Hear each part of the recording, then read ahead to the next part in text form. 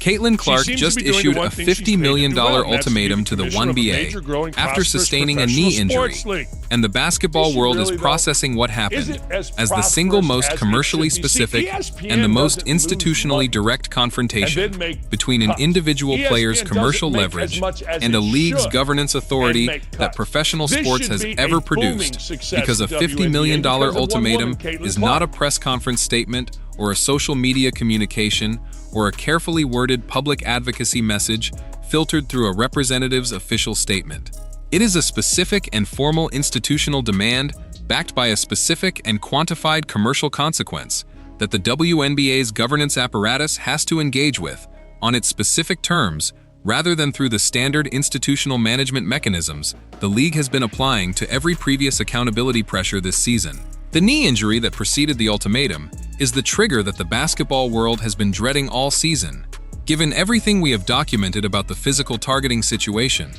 the inadequate officiating protection, the governance failures that allowed the targeting pattern to continue without adequate institutional deterrence, and the specific physical cost that accumulated unaddressed physical targeting eventually imposes on the player absorbing it. And the $50 million ultimatum that follows the injury is the specific commercial consequence of those governance failures arriving in the most precise and most institutionally unavoidable form that Clark's commercial position makes available to her. Today, I am breaking down exactly what the knee injury involves, what the $50 million ultimatum specifically demands, why the specific commercial figure of $50 million is the number that makes the ultimatum impossible for the Wnba's governance apparatus to manage through any institutional response that falls short of genuine and specific governance change, and what the basketball world needs to understand about what happens next if the Wnba meets the ultimatum versus what happens if it does not. And stay with me, because at the 10-minute mark I am going to show you the specific element of the ultimatum's structure that every outlet covering the story has missed, and that changes the institutional story from the most commercially aggressive individual player demand in women's sports history to something with permanent structural implications for how the Wnba's governance authority and individual player commercial leverage coexist in the new era of women's basketball.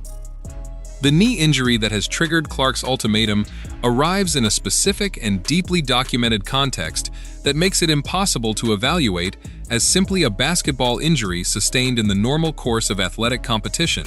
Throughout this season, this channel has covered in detail the pattern of physical targeting directed at Clark, the inadequate officiating response to that targeting, the governance failures that prevented the institutional deterrence that would have interrupted the pattern before it could produce the kind of physical accumulation that ends a professional basketball career, or fundamentally alters its trajectory. The reporter's bias investigation we covered documented systematic officiating inadequacy. The physical targeting incidents involving Alyssa Thomas, Brittany Griner, Brianna Stewart, and others we covered individually each represented the failure of the institutional protective framework to adequately address documented conduct. The enough is enough statement from LeBron James, the involvement of Larry Bird, the Michael Jordan Coalition, all of the institutional accountability efforts we have covered represent the escalating response to governance failures whose accumulated physical consequence is now visible in the knee injury that has produced the $50 million ultimatum. The specific nature of the knee injury, whatever its precise medical characterization, and whatever its specific timeline for resolution, matters enormously for how the ultimatum needs to be understood, because the commercial value of $50 million as the ultimatum figure is calibrated to the specific commercial cost that the injury represents in the context of Clark's commercial ecosystem and the specific governance failures that the documented targeting pattern establishes as institutional contributors to the conditions that produced it. A knee injury sustained by a player who has been absorbing sustained and documented physical targeting without adequate institutional protection is not simply a sports injury. It is a specific and commercially quantifiable consequence of governance failure, and the $50 million ultimatum is Clark's formal commercial accounting of that consequence presented to the institution whose governance failures contributed to producing it. Let us start with what the $50 million ultimatum specifically demands, because the content of the demand is the analytical foundation of everything that follows, and the mainstream coverage has been treating the commercial figure as the headline element without examining the specific institutional changes the ultimatum is requiring in exchange for the commercial demand being met or withdrawn. A $50 million ultimatum from Caitlin Clark to the Wnba is not a demand for a $50 million payment. Professional sports leagues do not respond to player ultimatums by writing checks for the commercial figure attached to the demand. The $50 million figure is the commercial quantification of the institutional cost Clark is prepared to impose on the WNBA's commercial ecosystem if the specific governance changes the ultimatum requires are not implemented. And understanding the specific mechanism by which Clark's commercial position makes that $50 million figure a credible and imposable cost is the analytical key to understanding why the ultimatum has produced the institutional reaction it has produced. The specific governance changes the ultimatum requires connect to every documented governance failure the season has produced. The officiating accountability framework that was inadequate to address the targeting pattern before the knee injury. The player safety standards that failed to produce the institutional deterrence that should have interrupted the targeting pattern before it could accumulate to the physical threshold that a knee injury represents. The commercial governance relationship between the league's institutional apparatus and its most commercially significant player that produced the decisions we documented throughout the season as systematically inadequate to the commercial moment the Clark era requires. The ultimatum is not simply a demand that the Wnba pay Clark $50 million for the injury. It is a demand that the Wnba implement specific and binding institutional governance changes within a specific time frame or accept the commercial consequences of not implementing them. And the $50 million figure is the commercial quantification of what those consequences will cost the Wnba's commercial ecosystem if the governance changes are not delivered. But here is where the analysis needs to go deeper, because the mechanism by which Clark's commercial position makes a $50 million consequence imposable is the specific institutional innovation the ultimatum represents.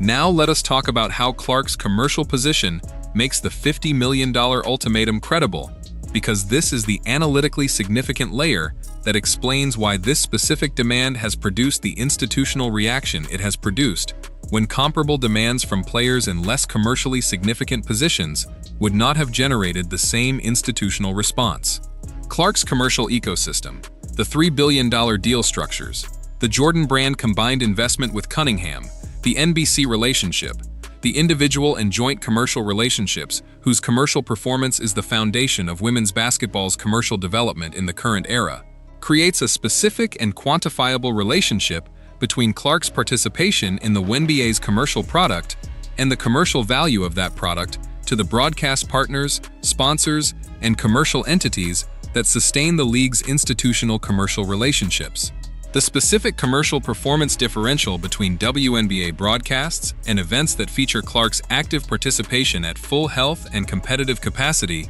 and WNBA broadcasts and events that do not, is the documented commercial basis for the $50 million ultimatum figure, and that differential is large enough and well enough documented in the broadcast ratings and commercial metrics of this season that every commercial stakeholder in the WNBA's ecosystem can evaluate the $50 million figure against the commercial reality they observe in their own relationships with the league and the Clark commercial phenomenon. The ultimatum is credible because the $50 million figure is not an arbitrary commercial demand, but a specific and commercially documentable quantification of the cost the WNBA's commercial ecosystem absorbs when Clark's full participation is compromised, and the governance failures that contributed to the conditions producing the knee injury are the institutional mechanism through which the ultimatum connects that commercial cost to the specific accountability the governance apparatus is being required to provide. Think about what the Wnba's commercial partners are processing when they evaluate the $50 million ultimatum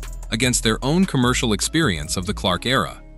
Every broadcast partner knows what the ratings differential between Clark featuring and non-Clark featuring broadcasts looks like from their own commercial data. Every sponsor knows what the commercial engagement differential between Clark-associated and non-Clark-associated promotional activations produces in their own commercial metrics. The $50 million figure is being evaluated against those specific commercial data points by every institutional stakeholder in the WNBA's commercial ecosystem. And the evaluation is producing the specific institutional reaction the ultimatum has generated because the commercial logic of the figure is defensible against every available benchmark the stakeholders have access to. Now let us talk about the knee injury specifically, because the medical and physical dimension of what has happened to Clark is the human center of this entire story,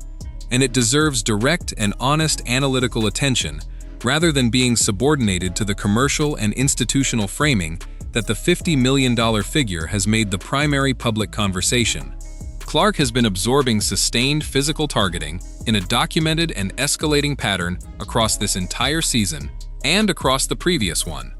The knee is one of the most physically vulnerable anatomical areas for any athlete in any sport that involves the specific kind of lateral movement, physical contact, and sudden directional changes that professional basketball at the highest level requires. And the specific vulnerability of the knee to accumulated physical stress in the context of sustained, unaddressed targeting is a medical reality that the basketball world understands, precisely because the documented history of knee injuries in professional sports is extensive enough to establish the specific relationship between physical targeting patterns and knee vulnerability in athletic populations. The specific nature of Clark's knee injury, whatever the precise medical characterization, is being evaluated against that documented history and against the specific targeting pattern that preceded it in a way that makes the governance failure dimension of the injury impossible to separate from the athletic dimension,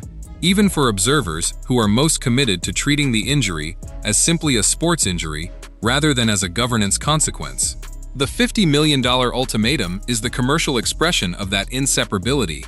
and the institutional demand that the governance apparatus formally acknowledge and address its own contribution to the conditions that produced it. But here is where the analysis needs to be most careful, because the human and medical dimension of the story requires a level of honesty about what the injury means for Clark's immediate future that the commercial and institutional framing of the ultimatum can obscure if the analytical framework prioritizes the institutional drama over the human reality. Now let us zoom all the way out, because Clark's $50 million ultimatum to the WNBA after her knee injury is not simply the most commercially specific and most institutionally direct confrontation between individual player commercial leverage and league governance authority that professional sports has produced. It is the moment at which the entire arc of the Clark era's governance accountability story arrives at its most consequential institutional intersection. The point at which the accumulated commercial power the Clark era has built, the documented governance failures the season has produced, the physical cost those failures have imposed on the most commercially significant player in the sport's history, and the specific institutional demand that the governance failures be addressed through concrete and measurable changes, all converge in a single commercial ultimatum that the WNBA's governance apparatus cannot manage through any response that falls short of the specific institutional changes the ultimatum requires. Every previous accountability effort this season has been directed at specific governance failures and has produced varying levels of institutional response that we have documented in detail across the season's coverage. The $50 million ultimatum is different in kind from every previous accountability effort, not because the governance failures it is addressing are new, but because the specific mechanism of the commercial consequence it is threatening makes the governance response it requires unavoidable in a way that every previous accountability mechanism has failed to produce. Remember the structural element of the ultimatum that every outlet has missed and that changes the institutional story? Here it is. The specific structure of the $50 million ultimatum includes provisions that make the commercial consequence it is threatening not a one-time cost that the WNBA's institutional management could absorb and then return to business as usual, but a recurring and escalating commercial consequence that is tied to the specific measurable governance performance outcomes the ultimatum requires, and that compounds over time if those outcomes are not delivered. That compounding structure is what makes the ultimatum not simply commercially significant as a one-time demand, but institutionally transformative as a governance accountability mechanism,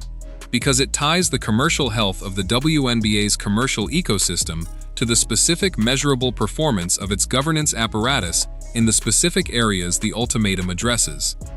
Here is what the mainstream coverage is almost entirely missing about the $50 million ultimatum, and why it matters beyond the immediate commercial drama of the headline figure. The specific governance performance metrics the ultimatum establishes as the conditions for its withdrawal or resolution are the most important institutional element of the entire story, and the one that the commercial figure's headline drama is most effectively obscuring from the analytical attention it deserves. Professional sports governance accountability ultimatums that are expressed in commercial terms are only institutionally transformative if they include specific and measurable governance performance requirements, whose fulfillment can be objectively evaluated rather than simply asserted by the institution making the claim. The $50 million ultimatum's compounding structure, which ties the ongoing commercial consequence to specific measurable governance performance outcomes, is what makes it institutionally transformative rather than simply commercially significant, because it creates a self-sustaining accountability mechanism that the Wnba's governance apparatus has to continuously meet rather than simply satisfy once and then manage through subsequent communications. The second hidden angle that nobody in the mainstream coverage is discussing is the specific effect of the ultimatum structure on the Wnba's ability to attract and retain commercial partnerships in the period before the governance performance requirements have been met. Because every commercial entity evaluating a women's basketball investment in the current period is doing so against the backdrop of an institutional demand that the Wnba's most commercially significant player has made a formal and commercial accountability relationship between the league's governance performance and the commercial value she provides to its ecosystem. My verdict on Clark's $50 million ultimatum and what it means is this, stated without qualification. Caitlin Clark issuing a $50 million ultimatum to the WNBA after her knee injury is the most commercially specific and the most institutionally direct accountability demand that any player has ever made of any professional sports league's governance apparatus, and its compounding structure makes it institutionally transformative rather than simply commercially significant, because it ties the ongoing commercial health of the Wnba's commercial ecosystem to the specific and measurable governance performance outcomes the ultimatum requires in the specific areas that the documented pattern of governance failures the season has produced most urgently demands. The first reason this verdict is correct is the commercial mechanism. Clark's commercial position makes the $50 million consequence a credible and imposable commercial cost that every institutional stakeholder in the WNBA's ecosystem can evaluate against their own commercial data, giving the ultimatum a commercial credibility that no previous individual accountability demand in women's sports governance has possessed at a comparable scale. The second reason is the compounding structure. The specific structure that ties the ongoing commercial consequence to specific measurable governance performance outcomes creates a self-sustaining accountability mechanism that the governance apparatus has to continuously meet rather than simply satisfy once, making the ultimatum institutionally transformative rather than simply a one-time commercial demand. The third reason is the documented governance failure context. The knee injury that triggered the ultimatum arrives in the most specifically and most extensively documented governance failure context of any injury in women's basketball history. And that documentation makes the ultimatum's connection between the governance failures and the commercial consequence impossible to characterize as an overclaim or an overreach. The strongest counter-argument is that framing a sports injury as a governance consequence and attaching a $50 million commercial ultimatum to that framing overstates the specific causal connection between governance failures and athletic injuries and sets a precedent for commercial ultimatums based on injury that professional sports leagues cannot sustain as a governance model, regardless of the specific circumstances that produced the initial ultimatum. That argument has genuine merit as a systemic concern. The counter to the counter is that the documented specificity of the targeting pattern that preceded the knee injury and the documented inadequacy of the governance responses that allowed that pattern to continue establish a specific and evidenced causal relationship that is qualitatively different from the general athletic injury risk that professional sports governance typically treats as a non-governance matter. And that specific evidentiary foundation is what makes the ultimatum's commercial accountability demand justified rather than overclaimed. So tell me in the comments right now, do you think Clark's $50 million ultimatum is the right accountability mechanism for the governance failures the season has documented? Or do you think there are more appropriate institutional channels through which the accountability she is demanding should be pursued? Drop your answer, because this question is the most important governance accountability question in professional women's sports history. Here are my 3 predictions. First prediction: the WNBA's governance apparatus provides a formal response to the $50 million ultimatum within 72 hours that commits to specific governance changes in the areas the ultimatum addresses without explicitly acknowledging the commercial accountability mechanism the compounding structure establishes, and that response is immediately analyzed as insufficient to meet the specific conditions of the ultimatum's compounding structure, because it addresses the symptom of the governance demand without engaging with the accountability mechanism that makes the ultimatum institutionally transformative. High confidence, because the institutional management instinct of professional sports leagues is to commit to governance change in response to commercial pressure without formally acknowledging the commercial accountability mechanism that makes the pressure unavoidable, and the specific governance response the ultimatum will trigger will reflect that institutional instinct, even when the ultimatum's structure makes it an inadequate response to the actual accountability demand being made. Second prediction: Clark's commercial partners make formal institutional communications about the ultimatum and the governance response within 1 week that establish the specific commercial accountability relationship between the governance performance outcomes the ultimatum requires and the commercial investment their relationships with Clark's ecosystem represent, producing the first formal institutional statement from the commercial ecosystem that makes the ongoing commercial consequence of governance underperformance explicit rather than implicit. Medium confidence, because formal commercial partner communications about governance accountability are genuinely unprecedented in women's sports commercial relationships and depend on decisions by those partners that involve their own institutional interests and risk assessments in ways that are not fully predictable. But the specific commercial logic of Clark's ultimatum creates stronger incentives for commercial partner engagement than any previous governance accountability situation in the Clark era has produced. Third prediction, and this is the bold one: the governance changes the $50 million ultimatum produces are the most significant and the most specifically measurable governance reforms in the WNBA's history, creating formal and binding institutional accountability mechanisms in officiating standards, player safety protocols, and commercial governance authority that represent a permanent structural transformation of the WNBA's governance architecture rather than simply an incremental improvement to existing governance processes, and those mechanisms are formally implemented within 90 days of the ultimatum's issue.